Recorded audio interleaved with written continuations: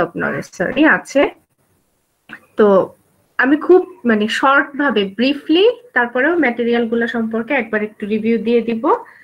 এরপরে আমরা যেটা শুরু করব সেটা হচ্ছে আমাদের মেইন পার্ট, আমাদের এই কোর্সে যেটা টার্গেট থাকবে যে বিমের জন্য ফ্লেক্সুরাল ডিজাইন এবং অ্যানালাইসিস যে পার্টটা থাকে সেই চ্যাপ্টারটা আমরা শুরু করব।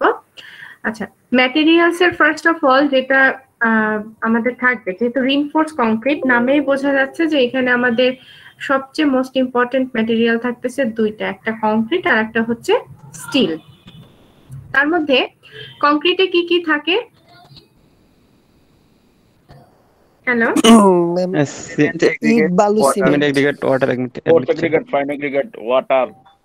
হ্যাঁ, আমাদের ফার্স্ট অফ অল আমাদের কংক্রিট যদি বানাইতে চাই বাইন্ডিং ম্যাটেরিয়াল হিসেবে সিমেন্ট লাগবে, দেন আমাদের কিছু ফাইন এগ্রিগেট আর হচ্ছে কোর্স এগ্রিগেট লাগবে, আর হচ্ছে ওয়াটার লাগবে। এই চারটা হচ্ছে আমাদের খুবই essential part of concrete.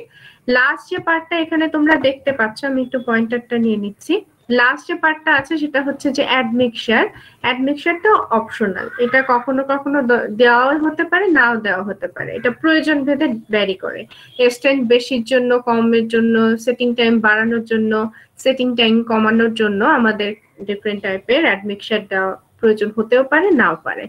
But বাকি যে চারটা এলিমেন্ট আছে এইগুলা দিয়ে তোমরা যদি একটা মিক্সচার বানাও ফলোইং এ মিক্সড রেশিও, মিক্সড ডিজাইনের অঙ্ক তোমরা অলরেডি করেছো কংক্রিটের জন্য, তো সার্টেন একটা মিক্সড রেশিওকে ফলো করে এই ইনগ্রেডিয়েন্ট গুলা একটা সার্টেন অ্যামাউন্টে যদি তুমি অ্যাড করো তাহলে যে ফাইনাল প্রোডাক্টটা তুমি পাচ্ছ সেটা হবে হচ্ছে কংক্রিট। এখন কংক্রিটের এই অ্যাডমিক্সারের ছাড়াও বাকি যে চারটা মেইন ইনগ্রেডিয়েন্ট, সেই ইনগ্রেডিয়েন্ট সম্পর্কে প্রত্যেকটা পার্ট সম্পর্কে আই গেস তোমাদের অলরেডি ডিটেইল একটা মানে ধারণা থাকার কথা। সিমেন্ট বা স্যান্ড বা হচ্ছে যে বাকি যেটা ছিল যে ব্রিক চিপস বা স্টোন চিপস, সবগুলা নিয়েই তোমাদের এর আগে ইঞ্জিনিয়ারিং ম্যাটেরিয়ালে খুব ডিটেইলে চ্যাপ্টার ওয়াইজ এগুলা নিয়ে আলোচনা হওয়ার কথা। পেয়েছো না? প্রত্যেকটা ইনগ্রেডিয়েন্ট নিয়ে তোমাদের আলোচনা হয়েছে। দ্যাটস ওয়াই আমি এখানে খুব বেশি রিপিট করব না, জাস্ট কিছু মেইন পয়েন্ট। যে রিইনফোর্স কংক্রিট মেম্বার তুমি যখন বানাচ্ছ তখন ইউজুয়ালি আমরা ব্যবহার করব হচ্ছে ওপিসি টাইপ 1 বা হচ্ছে অর্ডিনারি পোর্টল্যান্ড সিমেন্ট যেটা আছে সেটা টাইপ 1 ব্যবহার করব।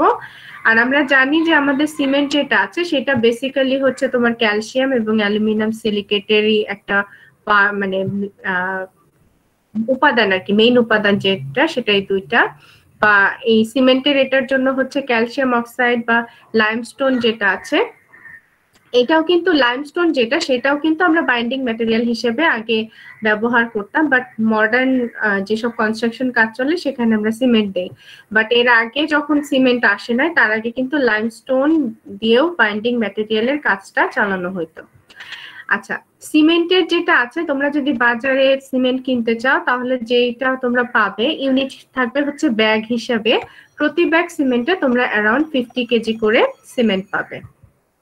আচ্ছা, সিমেন্ট হচ্ছে বাইন্ডিং ম্যাটেরিয়াল, এটা এমনি যদি তুমি রেখে দাও তাহলে সেটা কখনোই কংক্রিটের বাইন্ডিং যে পার্টটা আছে সেটার কাজকে ফুলফিল করতে পারবে না আনটিল তুমি সেটাতে ওয়াটার মিক্স করো। এখন ওয়াটার সিমেন্ট রেশিও যেটা তোমরা জানো মিক্স ডিজাইনের খুবই ভাইটাল একটা পার্ট, কারণ এই রেশিওর সাথে ডিপেন্ড করে তোমার কংক্রিটের টোটাল স্ট্রেংথ কেমন হবে না হবে। তো ওয়াটার সিমেন্ট রেশিও রিইনফোর্স কংক্রিটের জন্য সবাই একটু লিখে রাখো, রিইনফোর্স কংক্রিটের জন্য ওয়াটার সিমেন্ট রেশিও ইউজুয়ালি হচ্ছে আমাদের 0.4 থেকে 0.6 এর মধ্যে মোস্ট টিপিক্যালি ধরা হয়। 0.45টা হচ্ছে মোস্ট টিপিক্যাল, আর রেঞ্জটা হতে পারে 0.4 থেকে 0.6 পর্যন্ত। আর যদি তুমি খুব হাই স্ট্রেংথের কংক্রিট বানাইতে চাও for high rise building or যেসব স্ট্রাকচারে অনেক বেশি লোড আসবে, সেই ক্ষেত্রে এই সিমেন্ট ওয়াটার সিমেন্ট রেশিও যেটা আছে এই রেশিওটার ভ্যালুটা কমাইতে হবে, 0.21 বা এরকম কাছাকাছি ভ্যালু থাকতে হবে। এখন ওয়াটার সিমেন্ট রেশিওর অ্যামাউন্ট যত কমবে স্ট্রেংথ তত বাড়বে, কিন্তু স্ট্রেংথ বেশি হইলেও আমরা সবসময় এখানে কেন 0.4 থেকে 0.6 এর মধ্যে রাখতে চাচ্ছি, কারণ হচ্ছে যে যত তুমি ওয়াটারের অ্যামাউন্ট কমিয়ে দিবা স্ট্রেংথ বাড়লেও সেখানে আবার আরেকটা জিনিস কমে যাবে। কি কমে যাবে বলো তো? ওয়ার্কেবিলিটি কমে যাবে। ঠিক আছে, সো সবসময় চেষ্টা করতে হবে স্ট্যান্ডার্ড যেসব ভ্যালু আছে সব দিক বিবেচনা করে ওয়াটার সিমেন্ট রেশিও যেটা আছে সেটা যাতে আমরা সিলেক্ট করি। আচ্ছা, আর হচ্ছে হাইড্রেশন প্রসেস যেটা আছে এটার জন্য ওয়াটার লাগবে। ওয়াটারটা কেন দেওয়া হচ্ছে সেটা হচ্ছে যে আমাদের সিমেন্টের ওই যে বললাম যে বাইন্ডিং যে গুণাবলীটা তুমি পাচ্ছ সেটা ওয়াটার মিশাইলেই হাইড্রেশন প্রসেসটা শুরু হবে এবং আস্তে আস্তে সে যেই কাজটার পারপাজে তুমি এটা অ্যাড করেছো সেটা করতে পারবে। আচ্ছা, এরপরে থাকে সিমেন্ট বাইন্ডিং ম্যাটেরিয়াল গেল, ওয়াটার সিমেন্ট রেশিও গেল। কংক্রিটে এরপরে থাকবে হচ্ছে এগ্রিগেট। এগ্রিগেটই কিন্তু আমাদের বেসিক্যালি কংক্রিটের মধ্যে 70 to 75% ভলিউম কভার করে, মানে টোটাল যা থাকতেছে তার প্রায় 70% মতো থাকে হচ্ছে আমাদের এগ্রিগেট। এখন aggregate it can be course aggregate, it can be fine aggregate. I am sure তোমরা কোর্স এগ্রিগেট কি ফাইন এগ্রিগেট কি অলরেডি জানো, সিভ অ্যানালাইসিস অলরেডি তোমরা করে ফেলেছো। এবং কোর্স এগ্রিগেটের মধ্যে আমাদের দেশে স্টোন চিপস, ব্রিক চিপস যেগুলো আছে এই দুইটা হচ্ছে মোস্টলি ব্যবহার করা হয়। গ্রাভেলও আছে, বাট আমাদের দেশে মোস্টলি স্টোন বা ব্রিক্স এর যেটা আছে এটাই ব্যবহার করা হয়। ফাইন এগ্রিগেট হচ্ছে আমাদের স্যান্ড বা বালি যেটা সেটা। এখন বালির এই এগ্রিগেট যখন দিয়ে দিচ্ছ, সিমেন্ট, স্যান্ড, ওয়াটার আর হচ্ছে স্টোন চিপস বা ব্রিক চিপস যেটা দাও, এগুলা দিয়ে তুমি যখন একটা কংক্রিট মিক্স বানাবে শক্ত হওয়ার পরে তার একটা ওয়েট আসবে, তাই না? এখন ওয়েট যেটা থাকতেছে স্ট্যান্ডার্ড ভ্যালু হচ্ছে 140 থেকে 152 পাউন্ড পার কিউবিক ফিটের মধ্যে হওয়ার কথা। এখন যদি এটা লাইট ওয়েট কংক্রিট হয়, যদি তুমি লাইট ওয়েট কংক্রিট আনো using shale, slate, slags or brick chips যেটা হচ্ছে লাইট ওয়েট এগ্রিগেট, এগুলা দিয়ে তুমি যদি লাইট ওয়েট কংক্রিট বানাও সেই ক্ষেত্রে কিন্তু তোমার এই ইউনিট ওয়েট 100 পিসিএফ পর্যন্ত হতে পারে, ঠিক আছে, জাস্ট 100। তো এই যে ভ্যারাইটিস থাকতেছে যে 140 থেকে 152, 145 বা অনলি 100 লাইট ওয়েট কংক্রিটের ক্ষেত্রে, তো ইউনিট ওয়েট অন অ্যাভারেজ সবাই লিখে রাখো, কনসিডার করবে 150 পিসিএফ বা পাউন্ড পার কিউবিক ফিট, সবাই লিখে রাখো। কংক্রিটের ইউনিট ওয়েট আমরা আরসির ক্ষেত্রে ধরবো হচ্ছে 150 pound per cubic feet. Light weight concrete যদি হয় সেই ক্ষেত্রে কনসিডার করব হচ্ছে 100 পিসিএফ। আচ্ছা, এরপরে এখানে যেটা আছে এই জিনিসগুলো আসলে তোমাদের ওই যে কংক্রিট বানানোর যে প্রসেসিংটা ছিল, যে এগ্রিগেট বা বাকি টোটাল 4টা ইনগ্রেডিয়েন্ট চলে আসলে কনভেইং, প্লেসিং, কম্প্যাক্টিং আর কিউরিং, আই গেস এই সম্পর্কে তোমাদের অলরেডি একটা আইডিয়া আছে, সো আমি এগুলা রিপিট করছি না। আমাদের এই কোর্সে বেসিক্যালি জাস্ট ম্যাটেরিয়াল গুলার যে নামগুলা সেগুলোর সাথে আমি পরিচিত করাচ্ছি, বাট এগুলা সম্পর্কে ইন ডিটেইলে তোমরা অলরেডি জানো। কিউরিং কেন করে? স্ট্রেংথ পাওয়ার জন্য। স্ট্রেংথ পাওয়ার জন্য, বা হচ্ছে যে যদি তুমি কিউরিং না করো সেক্ষেত্রে সমস্যা কি হইতে পারে? মর্টারের ভিতর থেকে যে পানি সেটা মানে তাপমাত্রার কারণে শুকিয়ে যেতে পারে, শুকিয়ে যেতে পারে। সিমেন্ট তার স্ট্রেংথ যেটা আসার কথা দেওয়ার আগেই দেখা গেল কি হয়ে গেল, পানি শেষ হয়ে গেল, তখন কিন্তু হাইড্রেশন প্রসেসটা স্টপ হয়ে যাবে, তাই না? কম্প্যাক্টিং কেন দরকার হয়? ভিতরে ভয়েড যেন না থাকে, ভয়েড যাতে না থাকে। সো আই গেস এগুলা তোমাদের ভালো কনসেপ্টই আছে যতদূর বুঝতে পারতেছি। সো কংক্রিটের মোটামুটি আমাদের এই জিনিসগুলা দেখলাম আমরা। আর তার সাথে কোয়ালিটি কন্ট্রোল, ওই একটা জিনিস দেখো, তুমি একই মিক্স থেকে যখন কয়েকটা সিলিন্ডার বানাচ্ছ, প্রত্যেকটা সিলিন্ডারের স্ট্রেংথ কিন্তু তুমি এক পাচ্ছ না। একই মানে একটা ব্যাচ থেকেই তুমি 3-4টা সিলিন্ডার কাস্টিং করেছো, কিন্তু স্ট্রেংথ ভ্যারি করতেছে, তাই না? তো এই সব ক্ষেত্রে যেটা করতে হবে তোমাকে কোয়ালিটি কন্ট্রোল করতে হবে। কোয়ালিটি কন্ট্রোলটা কি করে করবা? তোমার একটা সিলিন্ডারের স্ট্রেংথ যা আসতেছে অন্য সিলিন্ডার গুলাতে তার 10% এর থেকে বেশি যখন ভ্যারিয়েশন হবে তখন সেই ডাটাটাকে তোমার কনসিডারেশনের বাইরে রাখতে হবে। ফর এক্সাম্পল, তুমি 3টা সিলিন্ডার টেস্ট করেছো একটা ব্যাচ থেকে, একটা এসেছে 20 এমপিএ, একটা এসেছে 22 এমপিএ, আর একটা এসেছে 30 এমপিএ। তাহলে এখানে রিজনেবল ডাটার বাইরে যাচ্ছে কোন ডাটাটা? 30 এমপিএ। 30 এমপিএ।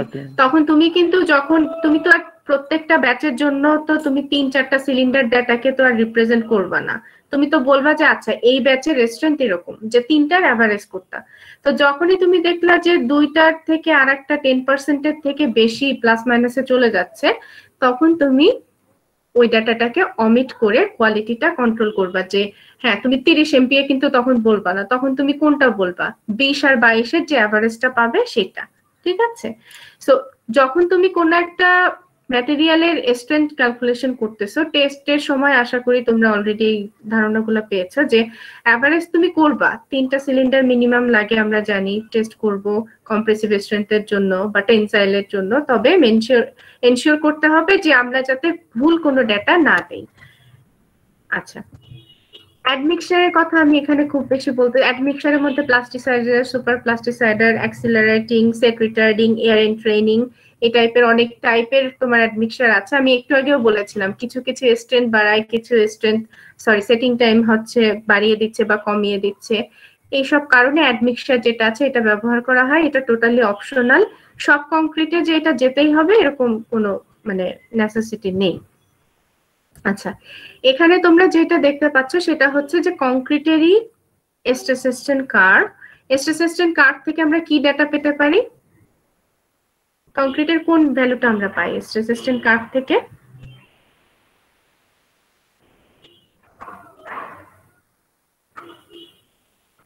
এই গ্রাফগুলো যখন তুমি পাচ্ছ কতক্ষণ পর্যন্ত শক্তি নিতে পারবে, মানে ফেল হবে না কতটুকু পর্যন্ত, কতটুকু স্ট্রেইন পর্যন্ত সে সাস্টেইন করতেছে, বা আরেকটা জিনিস যেটা মোস্ট ইম্পর্টেন্ট, যে এই গ্রাফের পিক থেকে তুমি যখন লেফট সাইডের দিকে যাবে কংক্রিটটার 28 দিনের সর্বোচ্চ যে স্ট্রেংথটা থাকতেছে সেটা তুমি দেখতে পারবে বা বের করতে পারবে, যেটাকে আমরা কি বলি এফ প্রাইম সি ভ্যালুটা, কংক্রিটের এফ প্রাইম সি ভ্যালু। এইটা কিন্তু তোমাদের আরসির প্রত্যেকটা ডিজাইন অ্যানালাইসিস পার্টে খুব বেশি দরকার হবে, যেটা হচ্ছে এফ প্রাইম সি ভ্যালু আর একটা হচ্ছে f y value. F prime c value যদি তুমি নিতে চাও কংক্রিটের স্ট্রেস স্ট্রেন ডায়াগ্রামটা তোমাকে অবশ্যই বুঝতে হবে, এবং আই এম শিওর যে তোমরা এই টাইপের গ্রাফ এর আগে দেখেছো। কংক্রিটের স্ট্রেংথ এই যে ইনিশিয়ালি একদম জিরো থাকতেছে, এরপর একটা সার্টেন টাইম পর এখানে দেখতে পাচ্ছি 1 2 3 4 5 6 7 7টা এখানে হচ্ছে আমাদের কার্ভ আছে, তার মানে এখানে 7 টাইপের সিলিন্ডার টেস্টের ডাটার ইনপুট দেওয়া আছে, বা 7টা ডাটা আছে 7টা টাইপের কংক্রিটের। তো এক একটা টাইপের কংক্রিট মিক্সের জন্য দেখো গ্রাফের শেপ এক এক রকম এসেছে। স্ট্রেংথ যত বেশি হবে বা স্ট্রেস যত বেশি হবে স্ট্রেনের অ্যামাউন্ট এইদিকে কিন্তু তত কি হইতে থাকে, কমতে থাকে। এটার কারণ কি কেউ গেস করতে পারো? স্ট্রেস বেশি তার মানে হার্ড বেশি, তার মানে তার মানে ফেলিওরের আগে, লোড নেওয়ার আগে সে কিন্তু মানে যত স্ট্রেস বেশি নিতে পারবে তার মানে হঠাৎ করে সে ফেলিওরের যেই তাড়াতাড়ি ভেঙে যাবে, ব্রিটেলনেসটা তার বেশি থাকবে, ঠিক আছে। বাট যেটার স্ট্রেনটা ধরো স্ট্রেন নেওয়ার ক্যাপাসিটি বেশি, তার মানে সে ফেলিওরের আগে অনেকটা টাইম পর্যন্ত কি করতেছে, লোডটা নিচ্ছে, তার মানে এটা ডাকটাইল টাইপের বিহেভিয়ার দিচ্ছে, ঠিক আছে। তো স্ট্রেস যেগুলার বেশি থাকতেছে সেগুলা ইউজুয়ালি ব্রিটেল টাইপেরই বিহেভিয়ার দিবে, অর্থাৎ ফেলিওরটা খুব সাডেন হবে। আচ্ছা, এখানে দুই টাইপের গ্রাফ তোমরা দেখতে পাচ্ছ। বাঁদিকে যেটা দেখতে পাচ্ছ এটা হচ্ছে নরমাল ডেনসিটি কংক্রিটের জন্য, ডান দিকে যেটা দেখতে পাচ্ছ সেটা হচ্ছে লাইট ওয়েট কংক্রিটের জন্য। দুইটার মধ্যে কম্পেয়ার করলে তোমরা দেখতে পাচ্ছ লাইট ওয়েট কংক্রিট যেটা আছে সেটার কি মানে স্ট্রেন কি বেশি হচ্ছে নরমালটার থেকে নাকি কম হচ্ছে? স্ট্রেস কম ম্যাম, স্ট্রেস কম, স্ট্রেনটা কি বেশি? স্ট্রেন বেশি হচ্ছে ম্যাম, স্ট্রেন কিন্তু বেশি হচ্ছে, ঠিক আছে। সে ফেল করার আগে অনেকটা টাইম পর্যন্ত কি করতেছে, লোডটা নিচ্ছে, এবং যদিও তার স্ট্রেস নেওয়ার ক্যাপাসিটি কম বাট সে অনেকটা টাইম পর্যন্ত কি করতেছে, ডাকটাইল বিহেভিয়ার যেটা আছে সেটা দেখাচ্ছে। আর এখানে দেখো ইউনিট ওয়েটের কথা বলা আছে, নরমাল ডেনসিটির জন্য 145 এখানে বলেছে।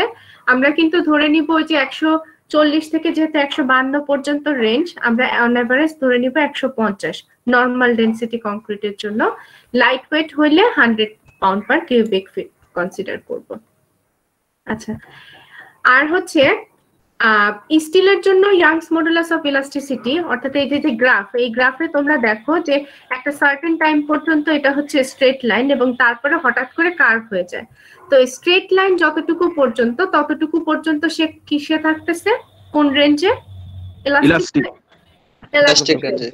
তো ইলাস্টিক রেঞ্জে যতক্ষণ পর্যন্ত থাকতেছে তুমি স্ট্রেস জানলে স্ট্রেন বের করতে পারবা, বা স্ট্রেন জানলে স্ট্রেস বের করতে পারবা। কি অ্যাপ্লাই করে? হুকস ল অ্যাপ্লাই করে। তো হুকস ল অ্যাপ্লিকেশনের সময় স্টিলের ক্ষেত্রে আমরা জানি মাইল্ড স্টিলের জন্য ই ভ্যালু হচ্ছে কত, 29 into 10 power 6 psi। কিন্তু কংক্রিটের যেহেতু এই যে স্ট্রেসটা কি ভ্যারি করে, তাই না? এটা তো কোনো ফিক্স কোনো ভ্যালু নেই, এক একটা সিলিন্ডারে এক এক রকম দিবে বা এক একটা ব্যাচের কংক্রিট এক এক রকম দিবে। তো এই জন্য কংক্রিটের ইয়াংস মডুলাস অফ ইলাস্টিসিটি তুমি যখন বের করবে তখন তোমাকে ইকুয়েশন 2.4 এখানে যেটা আছে এটা ব্যবহার করতে হবে। এটা সবাই একটু খাতায় লিখে রাখো। ইসি সমান হচ্ছে 57,000 root over F prime c. I guess আমি লাস্ট ক্লাসে কি ইসিটা এটা কি আদর্শ মান লেখাইছিলেন? হ্যাঁ বলো। মানে ইসি যে মানটা, এই মানটা কি আদর্শ মান, মানে সব ক্ষেত্রেই প্রযোজ্য হবে? সব ক্ষেত্রে অনেভার, মানে এইখানে তোমার যে ভ্যালুটা আছে, তুমি ইয়াংস মডুলাস অফ ইলাস্টিসিটি যখন আনতেছো, স্টিলের ক্ষেত্রে এটা তো ভ্যারি করতেছে না, এটা একটা সার্টেন গ্রেডের জন্য ফিক্স, কিন্তু তোমার এই যে কংক্রিটের ক্ষেত্রে এটা কংক্রিট স্ট্রেসের সাথে ভ্যারি করবে। এবং সেই জন্য এখানে তোমার এই ফর্মুলা যেটা দিচ্ছি, এটা দিয়ে যদি তুমি ইয়াংস মডুলাস অফ ইলাস্টিসিটি আনো, তোমার ইসির ভ্যালুটা কারেক্ট থাকবে। ঠিক আছে, এখানে তোমার ইনপুট দিতে হচ্ছে কোন ভ্যালুটা? F prime c. F prime সিটা কি? এফ প্রাইম সিটা কি? কংক্রিটের 28 দিনের যে স্ট্রেন্থ পাওয়া যাবে সেটা সর্বোচ্চ যে স্ট্রেসটা পাচ্ছ সেটা। আর একটা জিনিস লিখে রাখবা যে এটা অবশ্যই পিএসআই তে ইনপুট দিতে হবে ভেতরে, কেএসআই তে দিলে রেজাল্ট ভুল আসবে। এর ভেতরে তুমি যে ডেটাটা দিচ্ছ পিএসআই তে ইনপুট দিতে হবে। আচ্ছা, কংক্রিটের জন্য আমাদের পয়সনস রেশিওর রেঞ্জটা লিখে রাখো। পয়সনস রেশিও যখন দরকার হবে আমাদের 0.15 থেকে 0.2 এর ভেতরেই রাখতে হবে আরসি মেম্বারের জন্য। আচ্ছা, আর ক্রিপিংটা সবাই মোটামুটি জানো। ক্রিপ অফ কংক্রিটটা কি?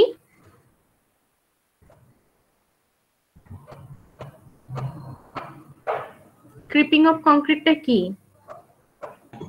ম্যাম পড়েছিলাম ম্যাটেরিয়ালসে, কিন্তু ম্যাম মানে ভুলে গিয়েছো। আচ্ছা, আমাদের কংক্রিটের বিহেভিয়ার, যেহেতু আমরা কংক্রিট এবং স্টিল দুইটাকে মিক্স করে আরসি বানাবো, সো আরসি যখন পড়তেছি ক্রিপিং মেকানিজমটা সম্পর্কে একটা আইডিয়া রাখতে হবে। ক্রিপিংটা হচ্ছে যে একটা ফিক্সড অ্যামাউন্টের লোড, তুমি ধরো পরবর্তীতে টাইমের সাথে লোড যদি ইনক্রিজ নাও করো, কিন্তু ডিফরমেশন উইথ টাইম কি হইতে থাকবে? বাড়তে থাকবে। So for a fixed amount of load যেটা তুমি এখন প্রোভাইড করতেছো, পরবর্তীতে লোডের অ্যামাউন্ট বাড়তেছে না, কিন্তু তুমি দেখতে থাকবে যে সেখানে আসলে পরবর্তীতে কি হচ্ছে, ডিফরমেশন যেটা আছে সেটা বাড়তেই থাকতেছে। তো এই মেকানিজমটা হচ্ছে ক্রিপিং অফ কংক্রিট। তোমরা যদি ফর এক্সাম্পল একটা জায়গায় একটা স্ল্যাবের উপর কন্টিনিউয়াসলি একটা প্রেসার রেখে দাও, ফর এক্সাম্পল একটা ওয়াটারে ভরা যদি একটা কলস রেখে দাও, এখন রেখে দিয়েছো হয়তো হালকা ডিফরমেশন, অনেক বছর পরে গিয়ে দেখবা যে ওইখানে যদিও তুমি এক্সট্রা কোনো পানি ওই কলসে দাওনি, বাট তোমার ওই জায়গাটায় স্ল্যাবে একটা ঢেউয়ের মতো একটা ডিফরমেশন কিন্তু হয়ে গিয়েছে। সো তুমি লোড না বাড়াইলেও উইথ টাইম তোমার কংক্রিটে কি আসবে? ক্রিপিং আসবে, বা ক্রিপিং অফ কংক্রিটটা তুমি দেখবা। তো যখন তুমি আরসি মেম্বার ডিজাইন করবা এটাকেও তোমার খেয়াল রাখতে হবে। তোমাদের আমি যখন ডিফ্লেকশন নিয়ে যখন কিছু কাজ করাবো তখন তোমরা দেখতে পাবে যে ক্রিপিং বা ক্রিপ ফ্যাক্টর যেটা আছে সেটা আমাদের কনসিডারেশনে রাখতে হয়। আচ্ছা, প্রপার্টিজ ইন টেনশন। সোফার তোমরা যা দেখেছো কংক্রিটের, আমরা কিন্তু বেসিক্যালি কম্প্রেশন বা কম্প্রেসিভ স্ট্রেংথ নিয়েই হচ্ছে ওয়ারিড থাকে কংক্রিটের। বাট আমাদের প্যারালালি আরেকটা জিনিস মাথায় রাখতে হবে যে কংক্রিটে যে টেনশন নেওয়ার ক্যাপাসিটিটা আছে সেটা সম্পর্কেও কিন্তু আমাদের একটা আইডিয়া থাকতে হবে। যদিও আমাদের আরসি মেম্বারে আমরা ধরে নিব যে অ্যাজাম্পশনের মধ্যে তোমরা দেখেছো যে স্টিল হচ্ছে পুরো টেনশন নিবে আর কংক্রিট হচ্ছে কি নিবে? পুরা কি নিবে? কম্প্রেশন নিবে। বাট কংক্রিট তো কিছুটা হইলেও টেনশন নিতে পারে, তাই না? তো কংক্রিট কতটুকু টেনশন নিতে পারে সেটা যদি তুমি বের করতে চাও তাহলে তোমাকে দুইটা টাইপের টেস্ট, দুই ভাবে তুমি টেস্ট করে দেখতে পারো। একটা হচ্ছে ডিরেক্ট টেনসাইল স্ট্রেংথ টেস্ট আর একটা হচ্ছে স্প্লিট সিলিন্ডার স্ট্রেংথ টেস্ট। তো যদি ডিরেক্ট টেনসাইল টেস্ট করো সিলিন্ডারে, সেই ক্ষেত্রে তোমার নরমাল ওয়েট কংক্রিটে টেনসাইল স্ট্রেংথ আসবে হচ্ছে 3 to 5 root over F prime C, light ওয়েটে আসবে হচ্ছে 2 to 3 root over F prime C. আর স্প্লিট সিলিন্ডার টেস্ট যদি করো কংক্রিটের জন্য, সেই ক্ষেত্রে তোমাদের স্ট্রেস আসবে হচ্ছে 6 to 8 root over F prime C, আর লাইট ওয়েটের ক্ষেত্রে 4 to 6 root over F prime C. Last যে প্যারামিটারটা এখানে দেখতে পাচ্ছ সেটা হচ্ছে modulus of rupture. Modulus of রাপচারটা হচ্ছে কংক্রিটের টেনশন জন্য টেনশন বা টেনসাইল স্ট্রেস যতটুকু যাওয়ার পরে বা যেই মোমেন্টটা নেওয়ার পরে কংক্রিটে ক্র্যাক চলে আসতেছে, টেনশন জোনে ক্র্যাক চলে আসতেছে, ওই মোমেন্টের ওই ক্যাপাসিটি ওই পর্যন্তই হচ্ছে ওই কংক্রিটের জন্য মডুলাস অফ রাপচারের লিমিটেশন, বা এটাকে তুমি সংক্ষেপে যদি বলো ক্র্যাকিং মোমেন্টও বলা যেতে পারে, মডুলাস অফ রাপচার। ঠিক আছে, এখানে স্ট্রেস দেখতেছো, এর কারেসপন্ডিং যে মোমেন্টটা তুমি পাবে ওইটা ওই মেম্বারের জন্য ক্র্যাকিং মোমেন্ট। অর্থাৎ এই মডুলাস অফ রাপচারকে ক্রস করে যাচ্ছে যখনই তোমার কংক্রিটের বটম সাইডের স্ট্রেস, যদি এফটি কে ক্রস করে যায় তাহলেই বুঝতে হবে তোমার মেম্বারে কি আসছে। হ্যালো, ক্র্যাকিং চলে আসছে। ঠিক আছে, সো এখন এইটা তো হচ্ছে প্যারামিটারটা, মডুলাস অফ রাপচারটা। এটা নরমাল ওয়েট কংক্রিটে usually 8 to 12 √f², light weight কংক্রিটে হচ্ছে 6 to 8 √f²। তো আমাদের কংক্রিটটা নরমাল ওয়েট বা লাইট ওয়েট যেটাই হোক না কেন, রেঞ্জটা তাহলে আসতেছে 6 থেকে 12 পর্যন্ত √f²। তো অন অ্যাভারেজ এটা আমরা অনেক সময় মানে টিপিক্যালি যেটা ধরি 7.5 √f²। এটা ধরলে যেটা হয় যে ওই এফটি কে ক্রস করার পরপরই তোমার ওই কংক্রিটটা কি করবে, টেনশন জোনে ক্র্যাক দেখা যাবে। আচ্ছা, উপরে যে দুইটা টেস্টের কথা বলেছি, ডিরেক্ট টেনসাইল টেস্ট আর একটা হচ্ছে স্প্লিট সিলিন্ডার টেস্ট, সেই দুইটার একটু ছবি দেখবো। প্রথমে এটা যেটা দেখতে পাচ্ছ এটা হচ্ছে ডিরেক্ট টেনসাইল টেস্ট, অর্থাৎ একটা সিলিন্ডারকে ফিক্স করে এই সাইডে এবং এই সাইডে ফিক্স করে দুই সাইড থেকে টান দেওয়া হচ্ছে। টেনশন যেহেতু, তার মানে কি দুই সাইড থেকে প্রেসার দিচ্ছে নাকি টান টান করা হচ্ছে? ঠিক আছে, এবং এই টাইপের টেস্টে তোমার স্ট্যান্ডার্ড রেজাল্ট আসবে। এটা প্রথম যে রেঞ্জটা দেওয়া আছে, টেবিল হচ্ছে 2.3, সবাই একটু নোট করে রাখো, বইয়ের টেবিল 2.3 তে এই রেঞ্জটা দেওয়া আছে যে ওই টেস্টে তোমার স্ট্যান্ডার্ড ভ্যালু কত হওয়া উচিত। আর আরেকটা টেস্ট যেটার কথা এখানে বলা আছে যে স্প্লিট সিলিন্ডার টেস্ট, এটা হচ্ছে তোমরা কম্প্রেসিভ টেস্ট যেভাবে করো ঠিক সেভাবেই হবে, কিন্তু সিলিন্ডারটা লম্বাভাবে না দিয়ে হরাইজন্টালি প্লেস করতে হবে। এবং এখানেও দেখো স্প্লিট সিলিন্ডার টেস্টে তোমরা ওই যে উপর থেকে প্রেসার দিচ্ছ, দিলে দেখো একদম মিডল বরাবর কি হয়ে যাচ্ছে, এটা ক্র্যাক করে যাচ্ছে না? তো এটা হচ্ছে, এটা দিয়ে তুমি যেটা করতে পারো কংক্রিটের ওই সিলিন্ডারটা টেনসাইল ক্যাপাসিটি যেটা আছে সেটা বের করতে পারো। সো এইটা বা এইটা, এই দুইটা টেস্টের জন্য স্ট্যান্ডার্ড ভ্যালু যেটা আছে সেটা এখানে দিয়ে দেওয়া আছে। তোমাদের ম্যাটেরিয়াল সেশনালে কি তোমরা এই হরাইজন্টালি বসিয়ে টেনসাইল টেস্টটা কি করেছিলে? হরিজন্টালি করি ম্যাম, হরিজন্টালি হয়নি, ভার্টিক্যাল হয়েছে। যখন করেছো সেটা হচ্ছে কম্প্রেসিভ টেস্ট, আর এরকম যদি হরাইজন্টালি বসিয়ে করো তখন সেটা হয়ে যাবে হচ্ছে টেনসাইল টেস্ট। ঠিক আছে, এটা হচ্ছে স্প্লিট সিলিন্ডার টেস্ট। মোস্টলি আমরা ডান সাইডে যে ফিগারটা আছে এটা দিয়েই হচ্ছে সিলিন্ডারের টেনশন টেস্টটা করি।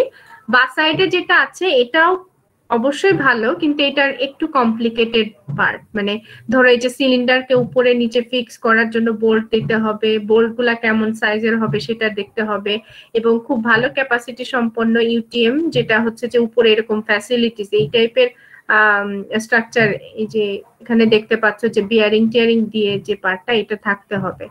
স্টিল ছেঁড়ার যেরকম প্রসেসটা তোমরা দেখেছো সেরকম ভাবে কংক্রিটের সিলিন্ডার এটা ছিড়বে, ডিরেক্ট টেনসাইল টেস্ট, আর এটা হচ্ছে স্প্লিট সিলিন্ডার টেস্ট। আমরা বেসিক্যালি এই ডান সাইডেরটাই বেশি করি, ইটস ইজি। ঠিক আছে, আচ্ছা এরপরে আসছে কংক্রিটের মধ্যে যদি হাই স্ট্রেন্থ কংক্রিট হয়, কোনটাকে আমরা হাই স্ট্রেন্থ কংক্রিট বলবো, কোনটা নরমাল স্ট্রেন্থ? ইউজুয়ালি 8 বা 8 এর প্লাস কেএসআই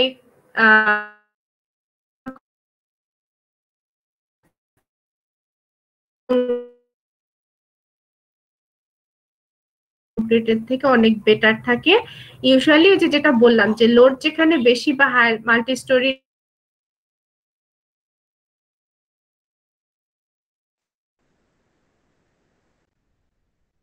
জিনিসকে কম্বাইন করা হয়েছে, শুধু কংক্রিটের সাথে স্টিলটাকেই কেন আমরা দিলাম, টেনসাইল স্ট্রেংথ নিতে পারে স্টিলের সাথে সাথে আরো, তাই না? ধরো ফাইবার টাইপের কোনো কিছু কেন দিলাম না, নাইলন টাইপের ওই যে ম্যাটেরিয়াল গুলো ফাইবার যেটা চাইলে শক্ত বারের মতো করা যায় সেইগুলা কেন দেইনি? তো সেইটার কারণটা তোমরা এইখানে পাবে। একটা হচ্ছে যে তোমার কংক্রিট এবং স্টিলের থার্মাল এক্সপ্যানশন কোএফিসিয়েন্ট যেটা আছে দুইটা ম্যাটেরিয়ালেরই, একটার হচ্ছে 6.5 আর একটার হচ্ছে 5.5, দুইটার সাথেই হচ্ছে 10⁻⁻6 আছে। তো বোঝা যাচ্ছে এই ভ্যালুটা কিন্তু দুইটারই কি আছে, থার্মাল এক্সপ্যানশন কোএফিসিয়েন্ট এই দুইটা ম্যাটেরিয়ালের কি খুব কাছাকাছি না? জি ম্যাম। সো এই জন্য কিন্তু আমাদের এই কংক্রিটের সাথে স্টিলটাকেই মানে কাছাকাছি, যেহেতু থার্মাল এক্সপ্যানশন কোএফিসিয়েন্ট। আরো দুইটা কারণ নিচে দিয়েছে। একটা হচ্ছে যে স্টিলটা তো তোমার হচ্ছে যে বাইরের ওয়েদারের সাথে অ্যাটাচে আসলে কি হইতে পারে, করোশন আসতে পারে, কিন্তু তুমি যখন কংক্রিট দিয়ে স্টিলটাকে কভার করে দিচ্ছ তখন কিন্তু এই করোশন কি হয়ে যাবে, বেশি হবে না কম হবে? কম হবে। কম হবে। কম হবে তার মানে হচ্ছে তোমার মেইনটেনেন্স কস্ট যেটা আসতেছে পরবর্তীতে মেইনটেইন করার জন্য সেটা কি থাকবে? মেইনটেনেন্স কস্ট তাহলে পরবর্তীতে কি বাড়বে না কমবে? কমবে ম্যাম। কমবে, ঠিক আছে। তারপর ফায়ার রেজিস্ট্যান্সের কথাও যদি বলি, আমরা জানি স্টিল যদি তাপ পায় তখন সাথে সাথে সে কি হইতে চায়, ইলংগেশন হইতেছে। এলংগেশন হইতে চায়। থার্মাল কন্ডাক্টিভিটি যেটা তার একটু বেশি, কিন্তু যদি আমাদের এটা স্টিলের হয়, স্টিলের ক্ষেত্রে হচ্ছে আমাদের এটা বেশি থাকতেছে, বাট কংক্রিটের ক্ষেত্রে এটা কি থাকবে, কম ম্যাম। কি কংক্রিটের বেশি না কম অন্যান্য ম্যাটেরিয়ালের তুলনায়? কম। বেশি। থার্মালের বেশি কংক্রিটের ক্ষেত্রে।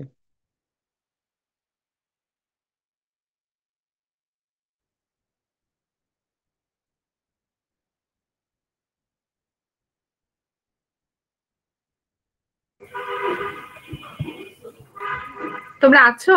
কল কেটে যায়নি তো? Yes ma'am. আচ্ছা,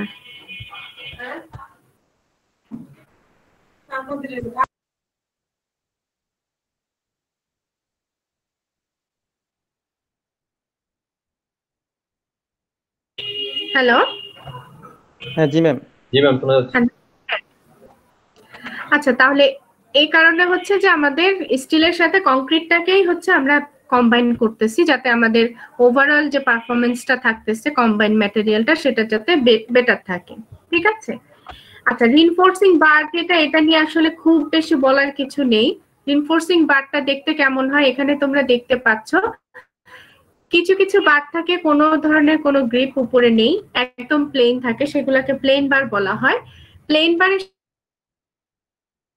সেক্ষেত্রে তোমাকে অবশ্যই হুক যেটা আছে বা অ্যাঙ্করেজ যেটা আছে সেটা প্রোভাইড করতে হবে। আর এই টাইপের ম্যাটেরিয়ালে কংক্রিটের সাথে সেক্ষেত্রে তোমাদের যেটা হবে যে অ্যাঙ্করেজ একদম শেষে যে হুকটা আছে ওটা যদি না দিতে চাও, জাস্ট কিছুটা লেন্থ এক্সটেন্ডেড রাখতে হবে, ডেভেলপমেন্ট লেন্থ। তো এই বন্ড অ্যাঙ্করেজ ডেভেলপমেন্ট লেন্থ এটা তোমাদের চ্যাপ্টার 5-এ আছে। কিভাবে তোমরা কংক্রিটের সাথে স্টিলের বন্ডটাকে খুব ভালোভাবে স্ট্রং রাখতে পারবা, ফিক্সড রাখতে পারবা, সেটা নিয়ে ওই চ্যাপ্টার 5-এ আমরা খুব ডিটেইল আলোচনা করব। সো এখানে আমি খুব বেশি আলোচনায় যাচ্ছি না, বাট জাস্ট তোমরা এটা তো জানো যে আমাদের বারটা দুইটা টাইপের হইতে পারে, এটা প্লেন বার অথবা হচ্ছে ডিফর্ম বার, ঠিক আছে। আচ্ছা, আরেকটা জিনিস, ডিফর্ম বারের কথা যখন বলছি, তোমাদের বইয়ে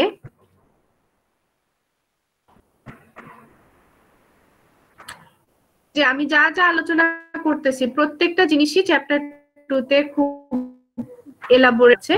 আমি জাস্ট সামারি যেটা আছে সেটার একটা পার্ট তোমাদের দেখাচ্ছি। টেনসাইল টেস্ট আমাদের হয়ে গিয়েছে, এগুলা শ্রিঙ্কেজ, এগুলা তোমরা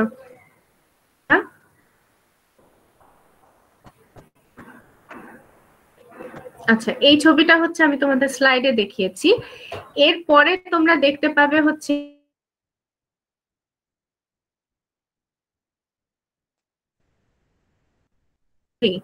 এইখানে দেখতে পাবে যে তোমাদের এএসটিএম স্ট্যান্ডার্ড অনুযায়ী মিনিমাম স্ট্রেংথ রিকোয়ারমেন্ট যে কোনো টাইপের স্টিলের জন্য, যে রিনফোর্সিং বার যে নামগুলো আছে, গ্রেড অনুযায়ী যে নামগুলো আছে, ডিফর্ম বার, তারপরে এপক্সি বার, স্টেইনলেস স্টিল বার, তো এই জায়গাটায় হচ্ছে ডিফের জন্য এএসটি যেটা আছে সেটা এখানে দিয়ে দেওয়া আছে। তোমরা দেখতে পাবে গ্রেড অনুযায়ী প্রত্যেকটার মিনিমাম ইল্ড স্ট্রেন্থ রিকোয়ারমেন্ট আর টেনসাইল স্ট্রেন্থ রিকোয়ারমেন্ট এখানে লিখে দেওয়া আছে। এই টেবিলটা কিন্তু তোমাদের পরবর্তীতে বেশ কাজে দিবে, কারণ তোমরা টেস্ট যখন করবা কোন একটা স্টিল সিলেকশনের সময় আসলে সেটা প্রপার আছে কিনা, এসটিএম স্ট্যান্ডার্ড স্যাটিসফাই করতেছে কিনা সেটা তোমরা এই টেবিল থেকে বের করতে পারবা। ফর এক্সাম্পল একটা ডিফর্ম বার নিচ্ছ বা হচ্ছে রিইনফোর্সিং বার নিয়েছো A615 বা এরকম স্পেসিফিকেশন, এইখানে যেটা দেওয়া আছে এটা হচ্ছে এসটিএম এর কোডের কোন জায়গায় গেলে তুমি এই ইনফরমেশনটা পাবা, সেই স্পেসিফিকেশন হচ্ছে যে A706 A615 এটা। আর এখানে হচ্ছে তোমরা ইনফরমেশন পাবে কাকে নিয়ে, যে গ্রেড 40 স্টিল নিয়ে, গ্রেড 60 স্টিল নিয়ে, গ্রেড 75 স্টিল নিয়ে, বা এরকম ভাবে পরের দিকে দেখবা যে আরো নাম্বার চেঞ্জ আছে, গ্রেড গুলা চেঞ্জ আছে। স্টিলের জন্য তোমার মিনিমাম ইল্ড স্ট্রেন্থ 40,000 psi হইতে হবে, টেনসাইল স্ট্রেন্থ মিনিমাম হইতে হবে হচ্ছে 60,000 psi। তো এভাবে করে এই চার্টটা কিন্তু সবাই একবার হইলেও নিজেরা পড়বে, ঠিক আছে? আমি খুব ডিটেইলে এটা পড়াচ্ছি না, কারণ একটা রিড করাটাই হচ্ছে মেন। স্পেসিফিকেশন কোন জায়গায় আছে সেটা ডিটেইল এখানে, আর কোন বারের জন্য মিনিমাম রিকোয়ারমেন্ট কি কি আছে সেটা এই টেবিলে তোমরা পাবে। স্ট্যান্ডার্ডের বাইরে যেসব বার যাবে সেইগুলাকে অ্যাপ্রোপ্রিয়েট ধরা, মানে না ধরাই বেটার। আচ্ছা, আর বারের গায়ে তোমরা দেখবা মাঝে মাঝে কিছু নাম্বার, কিছু ওয়ার্ড এগুলা লেখা থাকে। ইউজুয়ালি হচ্ছে দেখবা যে প্রথমে যে ধরো স্টিল শেষ হয়েছে, শেষ হওয়ার পরে প্রথম দিকে যে ওয়ার্ড দেখতে পাবা সেটা হচ্ছে যে তোমাদের যে কোম্পানিটা এটা বানিয়েছে, প্রোডিউসিং মিল যেটা আছে, সে তার একটা ট্রেডমার্ক এখানে থাকে। তারপরে দেখতে পাবা একটা নাম্বার, নাম্বারটা হচ্ছে যে কত নাম্বারের বার এটা আছে সেটা রেফার করে।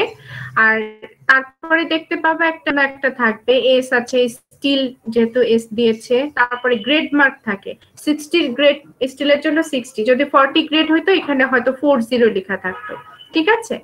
তো জাস্ট কোন গ্রেড বলতে এটা কি, এই জিনিসটা একটু ডিটেইলস বললে ভালো হয়। কোনটা যে গ্রেড জিনিসটা, যে জিনিসটা 60 গ্রেড থাকে, 40 গ্রেড থাকে, তোমার একটা মেম্বারে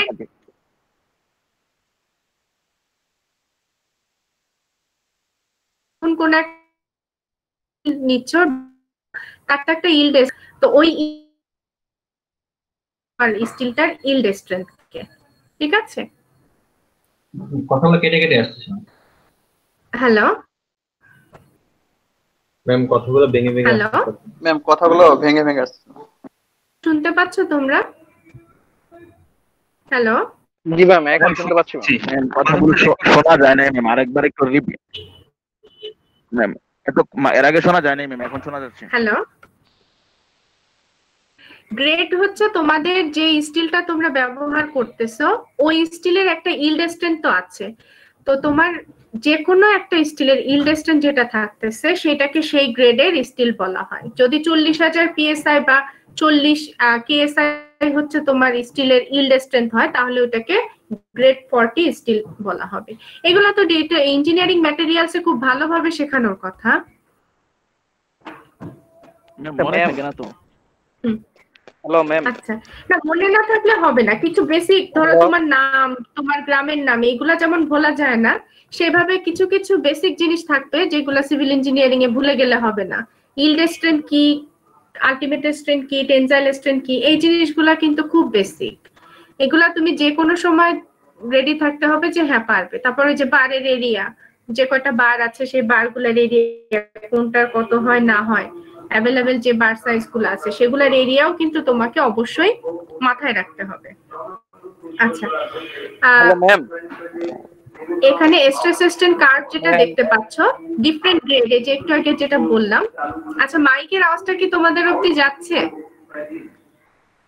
হ্যালো, জি ম্যাম আসতেছে।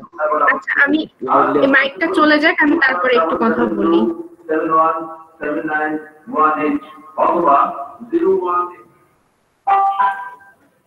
আচ্ছা, এসএসএসএন কার্ভ এখানে দেখতে পাচ্ছ যেটা হচ্ছে স্টিলের। ম্যাম একটা কতক্ষণ ধরে মাইকিং করবে? একটু ওয়েট করো, একটু ওয়েট করো।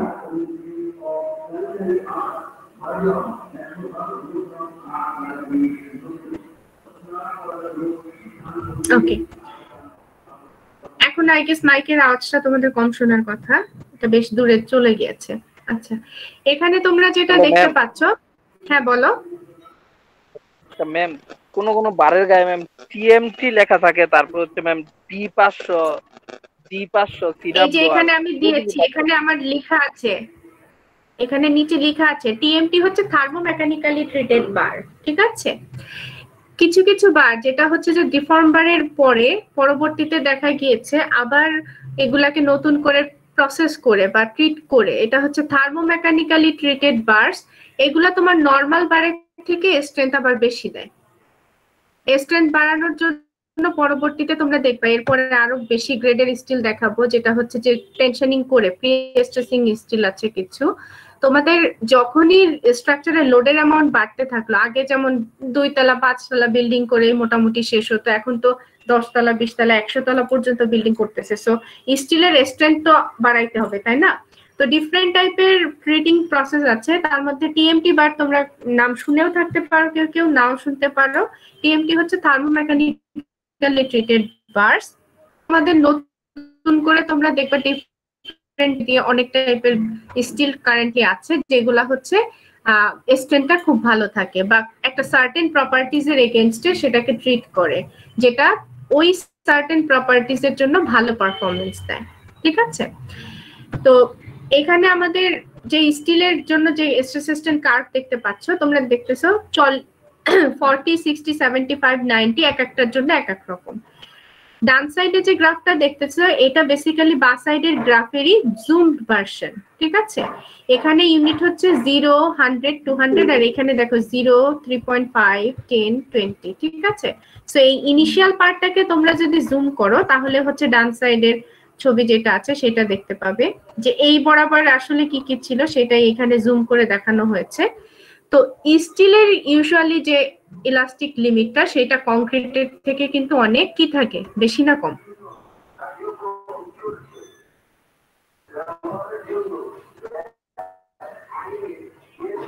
কোশ্চেনটা আরেকবার ম্যাম।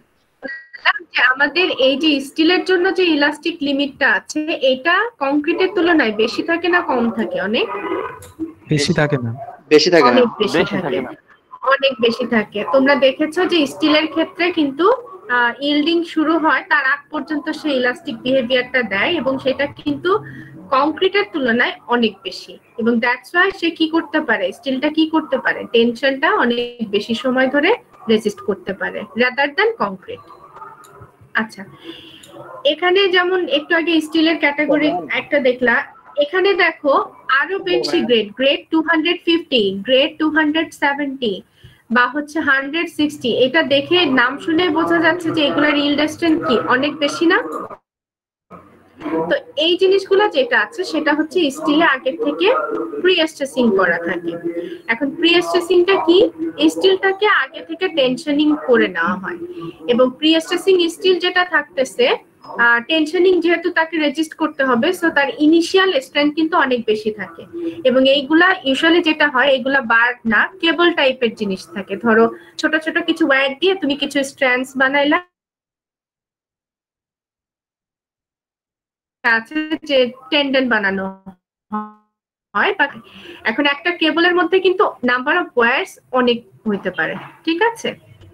বা একটা কেবলের ভেতরে স্ট্র্যান্ডস এর সংখ্যা কিন্তু অনেক হইতে পারে, তার মানে একটা স্টিল না, অনেকগুলা স্টিলের সমন্বয়ে তুমি যে পার্টটা পাচ্ছ টুইস্ট করে করে কেবলের মতো, সেইগুলার গ্রেড কিন্তু এই যে দেখো শুরুই হয়েছে 150 160 150, এটা হচ্ছে 270 স্ট্র্যান্ডস, ঠিক আছে।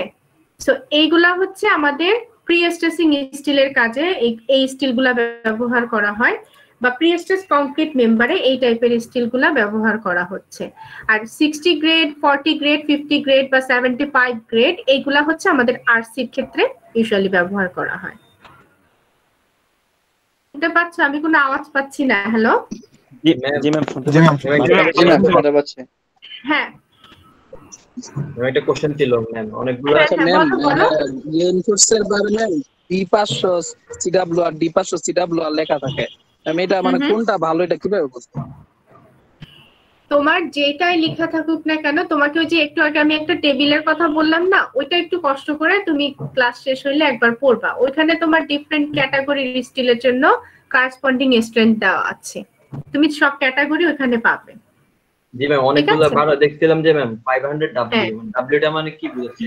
হ্যাঁ, দেখতে হবে আমার, আমি আসলে তোমার যেটা বলতেছো আমি ওরকম দেখি নাই, এজন্য আমি তোমার কোশ্চেনের অ্যানসারটা দিতে পারছি না। 500 কি লেখা? ডব্লিউ যে বিএসআরএম যে অ্যাডটা দেয় টিভিতে, ওখানে বলা আচ্ছা, যায় 500 ডব্লিউ, জি ম্যাম। 500 ডব্লিউ এম না কি বলতেছো? না ম্যাম, 500 ডব্লিউ দাও অনলি ওই জায়গাতে। আচ্ছা, আমি পারতেছি না, আমি ইদার জেনে বলতে পারি অথবা এটা কোনো ম্যাটেরিয়ালটার যে প্রপার্টিজ আছে সেটা রিলেটেড কিছু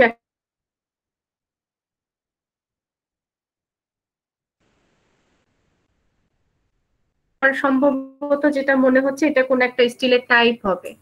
একটু আগে তোমাদের আমি একটা পার্ট দেখাইলাম না বইয়ে, গায়ে স্টিলের গায়ে যে যা যা লেখা থাকে, চারটা মেইন জিনিস দেখায়। একটা হচ্ছে যে তোমার প্রোডিউসিং কোম্পানির নাম, আর একটা হচ্ছে বারের সাইজ, একটা হচ্ছে স্টিলের টাইপ, আর একটা হচ্ছে গ্রেড মার্ক। ঠিক আছে, তো সেই হিসাবে অনুযায়ী কিন্তু আমাদের যেটা হয় যে তোমার যে কথাটা বলতেছো এটা ইদার হয়তো বা তার গ্রেড অথবা হচ্ছে টাইপ, এই দুইটার যে কোনো একটা হবে। ঠিক আছে, আচ্ছা এখন দেখো এর সাথে সাথে মোটামুটি আমাদের ম্যাটেরিয়ালস এর যে পার্টটা ছিল সেটা শেষ হয়ে যাচ্ছে। এটা হচ্ছে চ্যাপ্টার 2 এর সামারি। আমি খুব শর্টে, আমি শুরুতেই বলেছি খুব শর্টে আমি একটা সামারি তোমাদের দেখাচ্ছি এখানে। তোমরা যেটা করবে যে বাসায় চ্যাপ্টার 2 যেটা আছে জাস্ট একবার মন দিয়ে একটু পড়বে, কোনো কিছু মুখস্থ করতে হবে না, বাট মন দিয়ে পড়বে। আচ্ছা, চ্যাপ্টার 3 হচ্ছে আমাদের মেইন সিলেবাসের হচ্ছে মেজর পার্ট থাকবে। এটা আমাদের মিডের আগে শেষ হবে না, আমরা মিডের পরেও এটা কন্টিনিউ করব। তো এই ক্ষেত্রে যেটা আমরা শুরু করব সেটা হচ্ছে flexural analysis and design of beams. তোমাদের আমি শুরুতেই বলেছিলাম যে স্ট্রাকচারাল এলিমেন্টের মধ্যে বিম, কলাম, স্ল্যাব এই তিনটা হচ্ছে major structural elements for buildings. তার মধ্যে আমাদের RC1 যেটা C315 যেটা, এটাতে আমরা কভার করব most part of the beans. ঠিক আছে, আর হচ্ছে অ্যাঙ্করেজও দেখানো হবে, প্লাস হচ্ছে যে স্ল্যাবের একটা পার্ট থাকবে। তো বিমের যে কাজটা আমরা শুরু করব এখন সেটা হচ্ছে ফ্লেক্সারাল অ্যানালাইসিস এবং ডিজাইন। ফ্লেক্সারটা কি?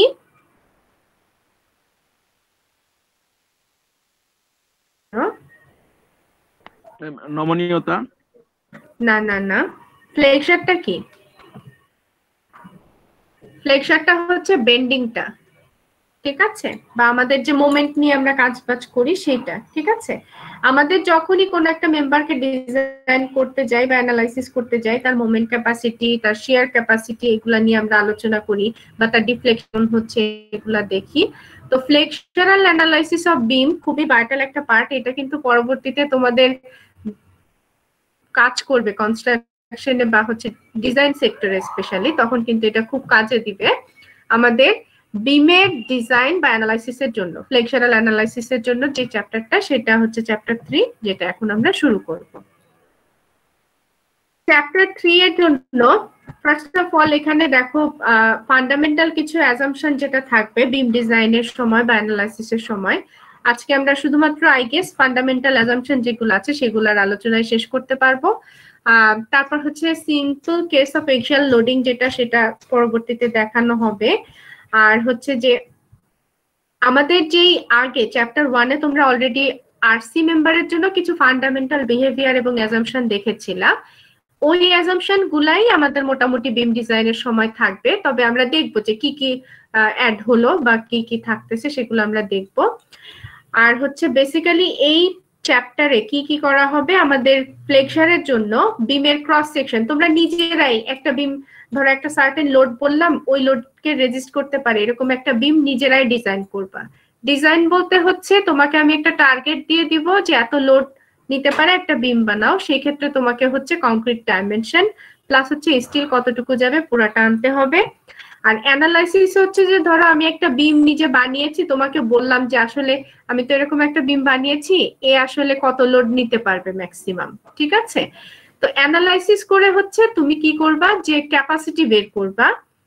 আর ডিজাইন হচ্ছে তুমি একটা সার্টেন ক্যাপাসিটিকে টার্গেট করে বিমটা নিজে বানাবে। সো পুরা জিনিসটাই আমরা চ্যাপ্টার 3 তে পাবো। আর শিয়ার বন্ড, সার্ভিসেবিলিটি বা আদার্স যেগুলো আছে ওইগুলো তোমাদের অন্যান্য চ্যাপ্টারে পরবর্তীতে আলোচনা করা হবে। এই চ্যাপ্টারে সোললি আমরা বিম ডিজাইন এবং অ্যানালাইসিস নিয়েই আলোচনাটা করব।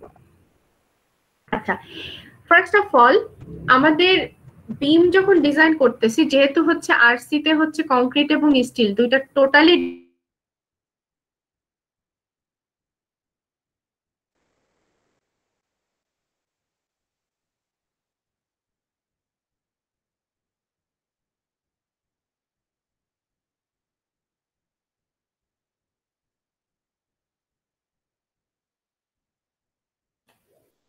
ম্যাম শুনতে পাচ্ছি না।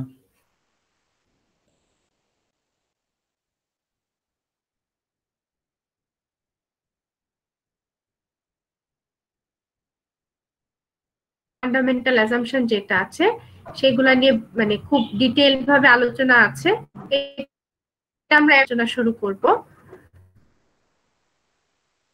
ম্যাম কথা অনেক কেটে কেটে ম্যাম, আসছে। আপনার কথাগুলো কেটে কেটে আসতেছে। হ্যাঁ আপনার নেট কেটে অনেক আসতেছে? তো শুনি নাই ম্যাম।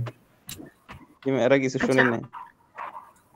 কোন জায়গা থেকে শুনতে পাওনি? ফান্ডামেন্টাল অ্যাজাম্পশন বলতেছিলেন। এই যে এরপরে আর কিছুই শুনো নাই? না ম্যাম, অ্যানালাইসিস ডিজাইন একটু বলছিলাম। অ্যানালাইসিস কি ডিজাইন কি এটা আমি বলেছি, সেটা শুনছো নাকি শুনো নাই? শুনেছি ম্যাম। ম্যাম আচ্ছা। পরের স্লাইডটা তো শুনি নাই।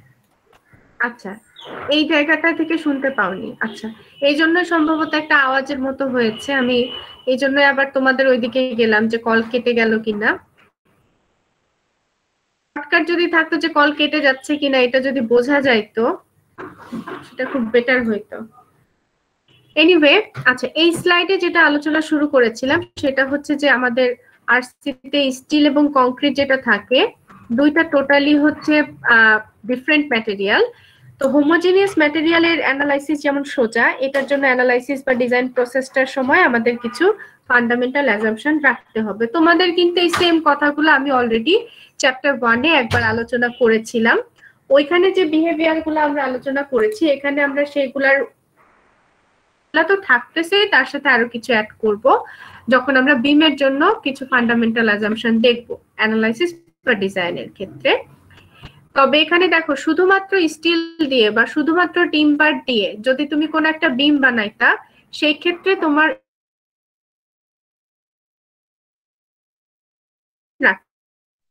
তো এই অ্যাজাম্পশন গুলার কথাই আমি যেটাতে চলে গিয়েছিলাম অলরেডি, যে তোমাদের পিডিএফ এর পেজ 68 আর্টিকেল হচ্ছে 3.2 একটু মার্ক করে রাখো। এখানেই হচ্ছে যে প্রিন্সিপাল গুলা বা অ্যাজাম্পশন গুলা আমরা ফলো করব সেগুলা নিয়ে খুব ভালোভাবে আলোচনা কর আবার হবে, বাট ওটা হচ্ছে খুব শর্ট করে পয়েন্ট দেওয়া, কিওয়ার্ড দেওয়া, আর এখানে হচ্ছে খুব ডিটেল করে দেওয়া। আমরা প্রত্যেকটা পয়েন্টই আগে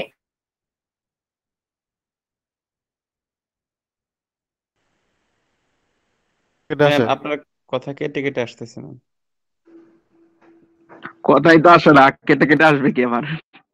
আরে মাঝে মাঝে অফ হয়ে যেতেছে, এই জন্য বললাম কেটে কেটে আসে। এখন তো কিছুই শোনা যাচ্ছে না। আচ্ছা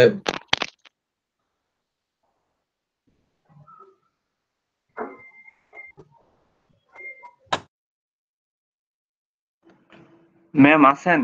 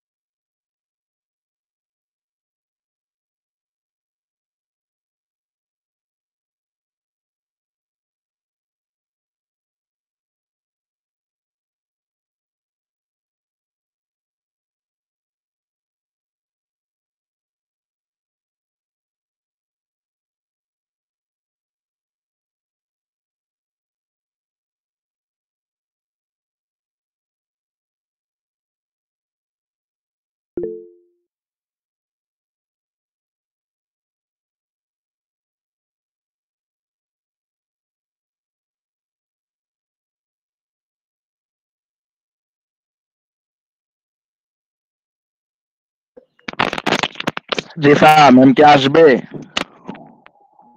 হ্যাঁ ম্যাম আসবে, কিছুক্ষণে জয়েন করবে বলছো। ওকে।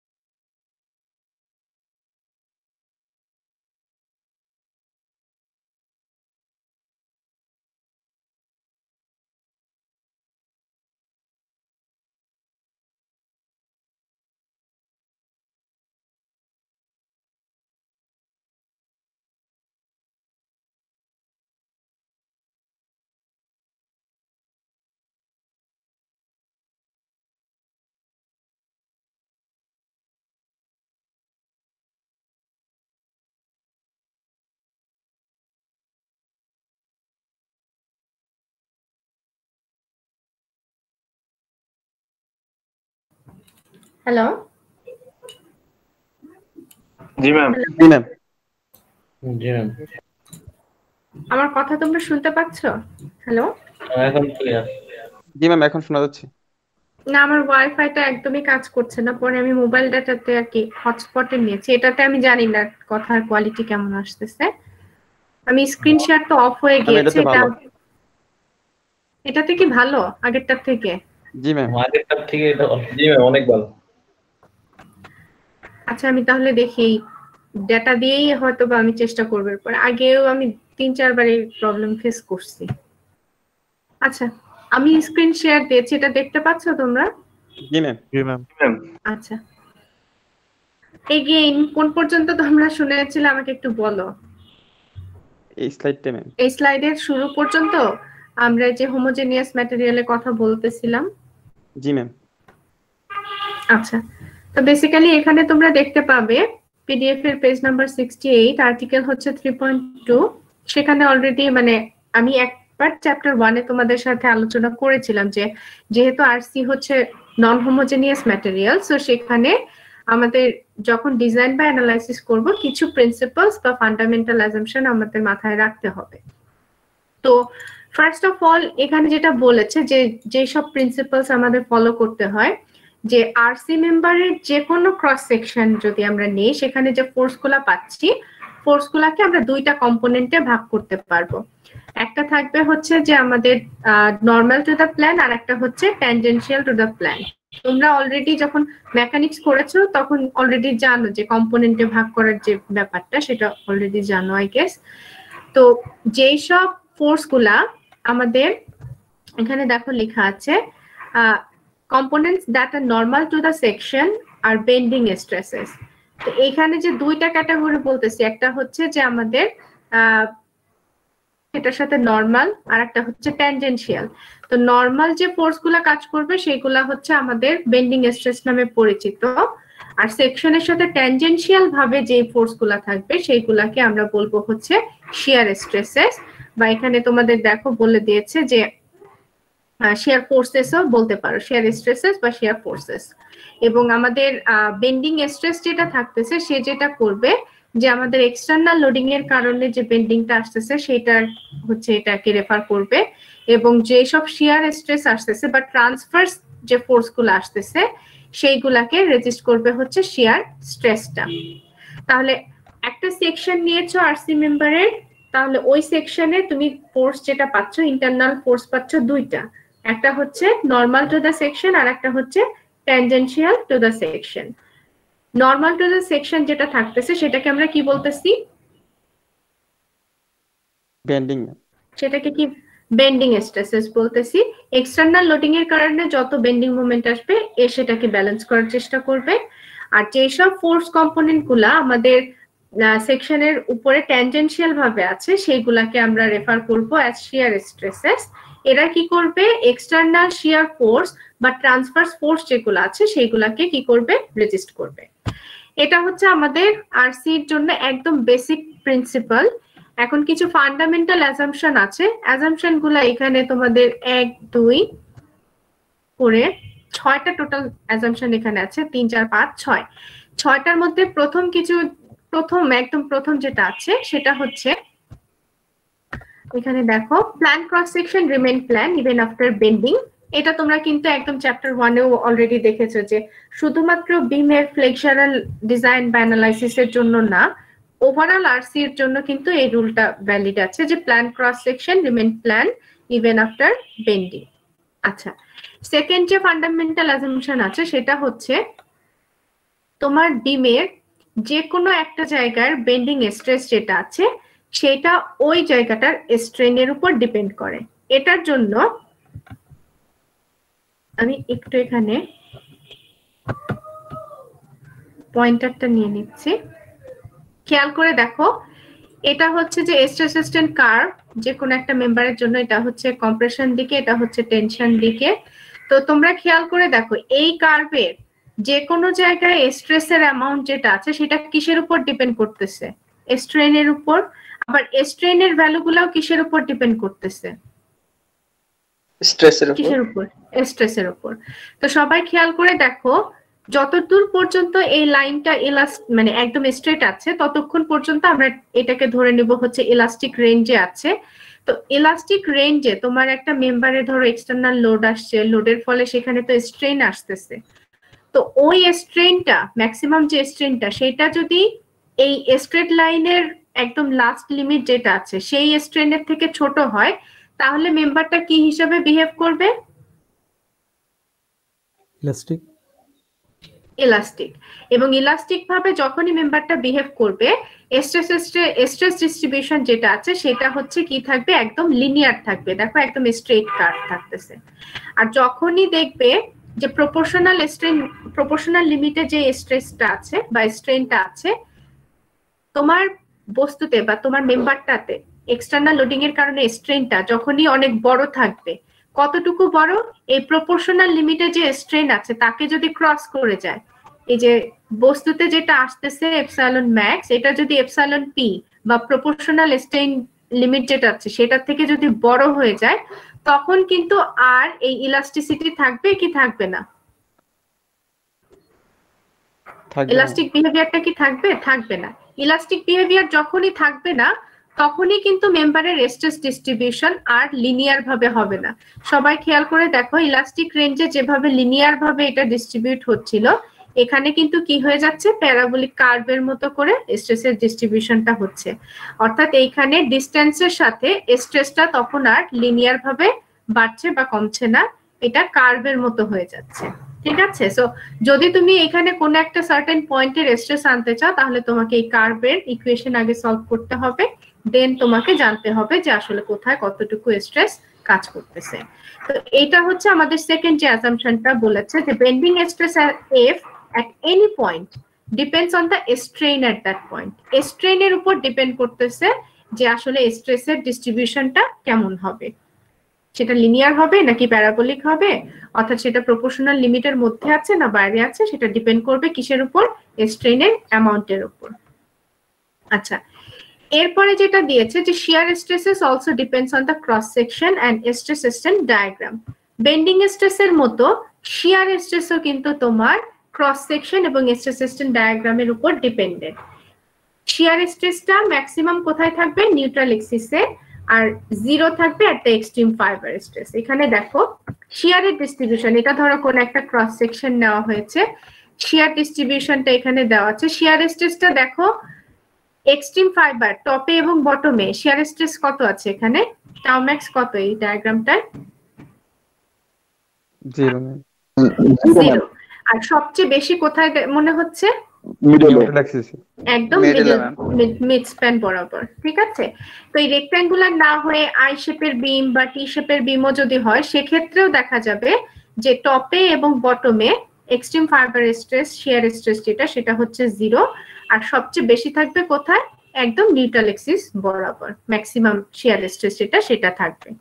এটা হচ্ছে আমাদের থার্ড অ্যাসাম্পশন যেটা আছে আরসির বিম ডিজাইনের সময়। আচ্ছা, তারপরে বলতেছে the intensity of principal stresses equals হচ্ছে f/2 plus minus √f²/4 plus হচ্ছে v²। তো এখানে বেসিক্যালি যেটা বলেছে যে তুমি এই যে স্ট্রেস যেগুলো আসতেছে, এর মধ্যে সবচেয়ে বড় যে স্ট্রেসটা, প্রিন্সিপাল স্ট্রেস তো সবাই জানো হোপফুলি। প্রিন্সিপাল স্ট্রেসটা কোনটা, এক্সটার্নাল লোডিং এর কারণে মেম্বারের কোন স্ট্রেসটাকে আমরা প্রিন্সিপাল স্ট্রেস বলবো?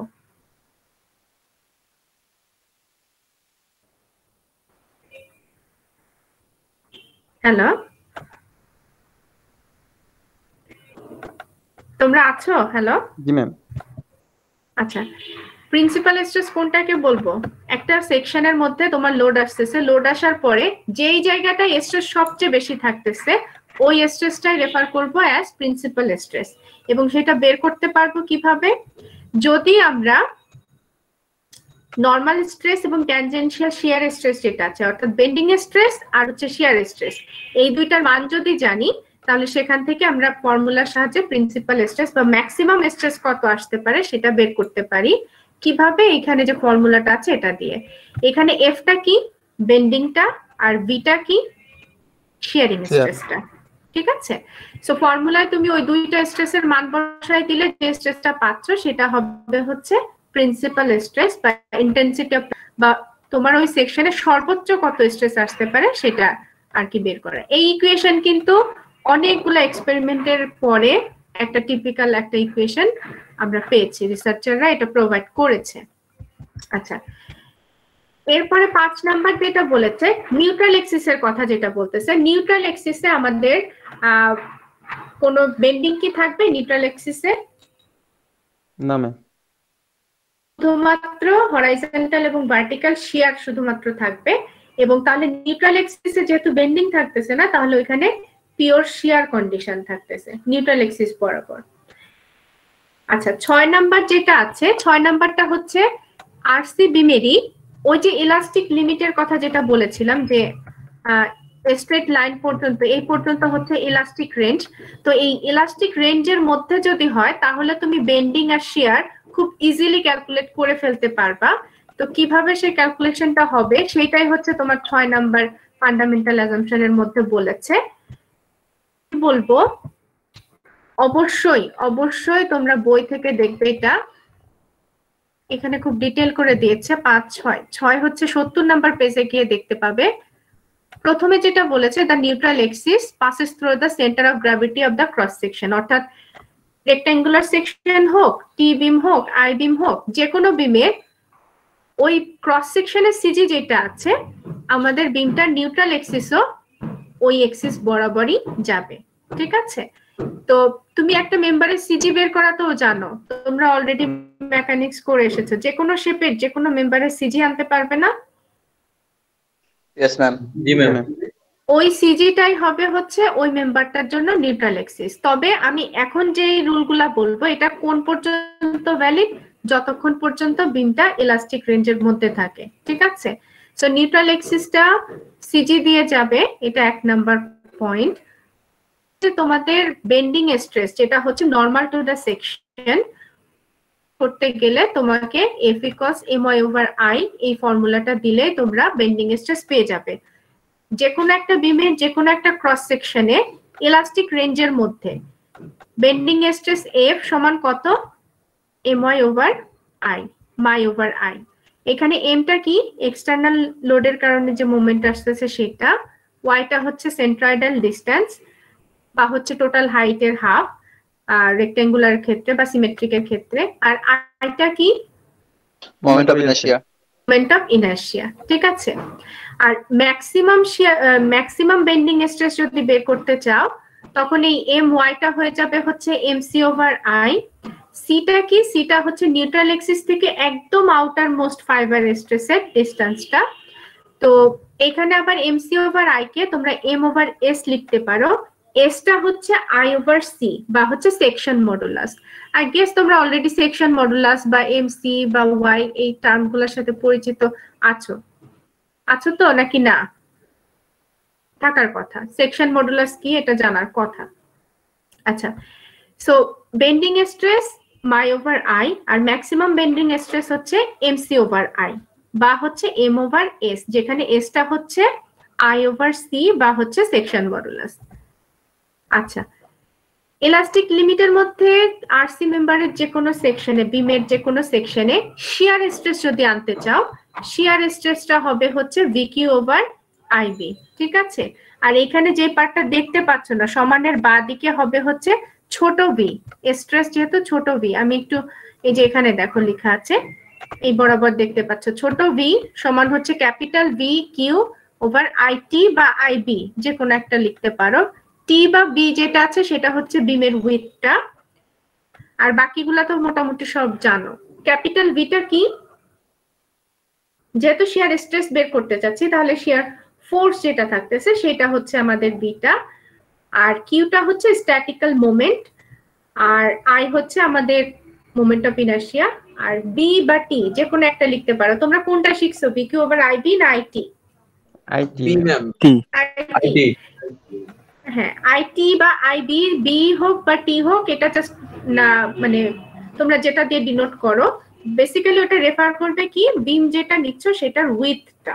ঠিক আছে, আচ্ছা তাহলে বেন্ডিং স্ট্রেসের ফর্মুলা গেল, ইলাস্টিক রেঞ্জের শিয়ার স্ট্রেসের ফর্মুলা গেল, আর বাকি থাকতেছে কি যে ক্রস সেকশনে তুমি যে শিয়ারের কথাটা আছে শিয়ার ডিস্ট্রিবিউশনটা তোমরা এখানে দেখেছো, এটা কি রেক্ট্যাঙ্গুলার বা ইউনিফর্ম থাকতেছে?